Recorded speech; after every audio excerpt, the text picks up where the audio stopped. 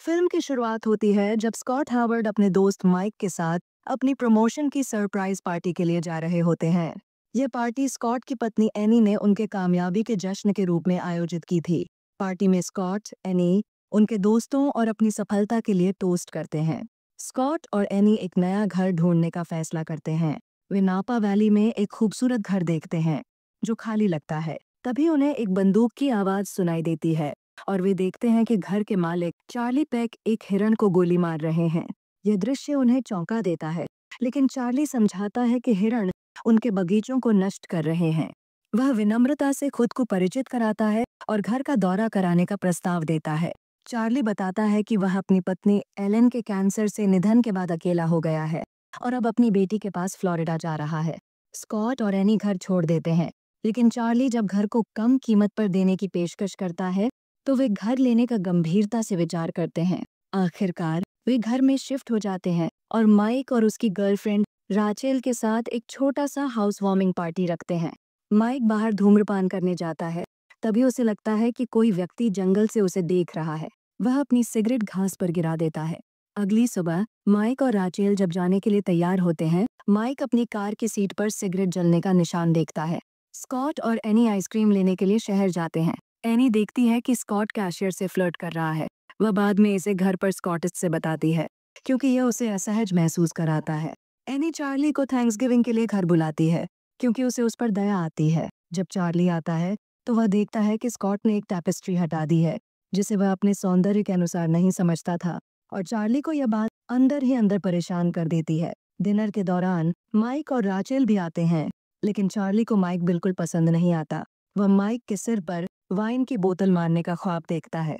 Mic बाहर धूम्रपान करने जाता है और चार्ली उसके पास आता है, लेकिन माइक को लगता है कि वही शख्स उसकी कार सीट जला चुका है। माइक इस बारे में बात करता है और बताता है कि उसे लगता है कि कोई व्यक्ति जंगल से देख रहा है।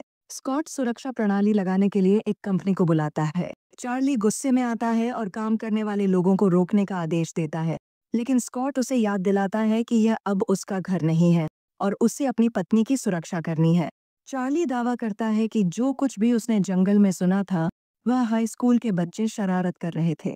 स्कॉट अपने काम में एक महत्वपूर्ण क्लाइंट को सुरक्षित करता है और फिर उसे ड्रिंक्स पर बुलाया जाता है, जबकि एनी डिनर तैयार कर रही होती है। चार्ली उनके घर आता है और एनी के साथ डिनर करता है, जब स्कॉट उसे बताता है कि वह देर से घर आएगा।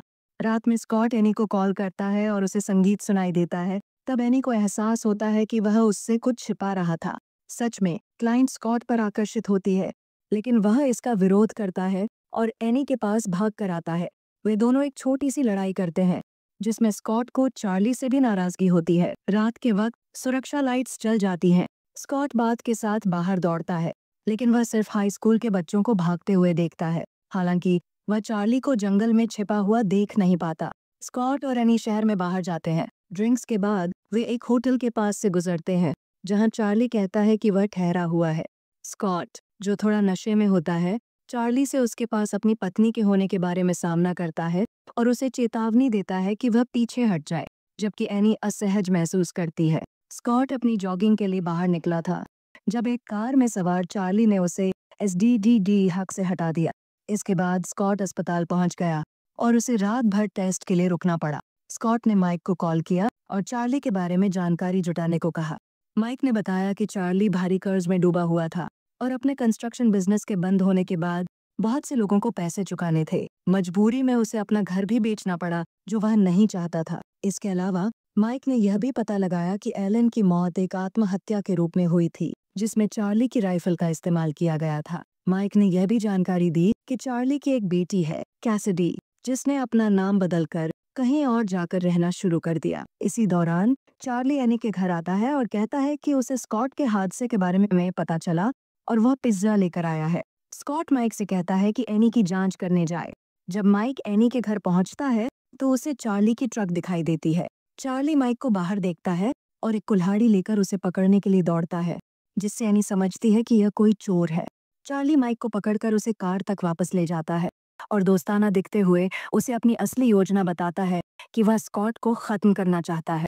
फिर अचानक माइक के सीने में कुल्हाड़ी घुसा देता है। जब स्कॉट अस्पताल से बाहर आता है तो वह कैसिडी से संपर्क करने की कोशिश करता है, लेकिन जैसे ही वह चार्ली का नाम लेता है, कैसिडी फोन काट देती है। घर लौटने पर वह एनी से कहता है कि उसे लगता है कि चार्ली ने ही उस पर हमला किया था, क्योंकि ये समझ में नहीं आता कि चार्ली को कैसे पता चला। एनी अब स्कॉट की बातों से सहमत होने लगती है। स्कॉट कैसिडी से फिर से बात करता है और वह उससे पूछती है कि क्या चार्ली मर चुका है। वह कहती है कि उसके पिता बहुत खतरनाक है और उसने एलेन को मार डाला था क्योंकि वह उससे तलाक लेकर घर छीनने वाली थी और उसने इसे आत्महत्या का रूप दिया। सच में चार्ली घर में एनी के पास आकर उसे डराता है। एनी उसे घर से बाहर निकालने की कोशिश करती है, लेकिन वह पाती है कि चार्ली घर में घुसने के लिए एक सीक्रेट रास्ता इस्तेमाल करता है। उसे एक फ्रीजर में माइक का शव मिलता है। चार्ली उसे ढूंढ लेता है और उसे बेहोश करके अपहरण कर लेता है। जब स्कॉट घर लौटता है तो वह देखता है कि चार्ली एनी को बांधने की कोशिश कर रहा है और उसे बलात्कारी इरादों से पकड़ रहा है। वह चार्ली से मुकाबला करता है और दोनों मिलकर अपनी रक्षा करते हैं। एनी खुद को छुड़ा लेती है और स्कॉट को बताती है कि उसने क्या देखा।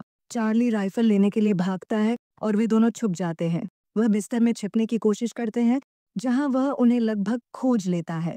स्कॉट सही मौके का इंतजार करता है और चार्ली के चेहरे पर बैट मारता है। वह चार्ली की राइफल ले लेता है, जबकि एनी पुलिस को फोन करती है। चार्ली सोचता है कि राइफल में गोली नहीं है, लेकिन स्कॉट ने जब वह नहीं देख रहा था तो उसकी आखिरी गोली ले ली थी और उसे लॉड किया। एनी पुलिस ऑपरेटर को बताती है कि उसके पति ने एक चोर को गोली मारी। चार्ली अपनी जान बचाने के लिए गिड़गिड़ाता है, लेकिन स्कॉट ट्रिगर दबा देता है।